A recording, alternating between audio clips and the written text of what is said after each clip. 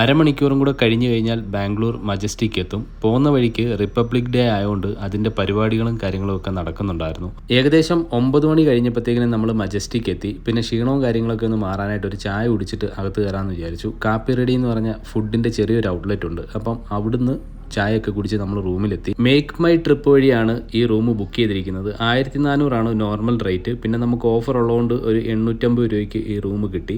Room ഒരു average room മാത്രമാണ്. നമ്മൾ പ്രതീക്ഷിച്ച അത്രയും നല്ലതല്ല. കാരണം ബാത്റൂമൊക്കെ ഈ പറഞ്ഞ പോലെ അത്ര നല്ല ഹൈജീനിക് ആണെന്ന് നമുക്ക് തോന്നിയില്ല. ബ്രേക്ക്ഫാസ്റ്റ് കഴിക്കാനായിട്ട് ബൃന്ദാവൻ ഗ്രാൻഡിലാണ് വന്നത്. ഇതെല്ലാം അടുത്താണ്. മജസ്റ്റിക്കിന് 1 കിലോമീറ്റർ ചുറ്റളവിലാണ് ഈ ഒരു റെസ്റ്റോറൻറ്റ് ഉള്ളത്. റൂമിന് തൊട്ടടുത്ത് തന്നെ. ടോക്കൺ സിസ്റ്റത്തിൽ ഫുഡ് കൊടുത്തിട്ടും നമ്മുടെ ടോക്കന് ശേഷം വന്ന 4 പേർക്കും ഇവർ ഫുഡ് സപ്ലൈ ചെയ്തു.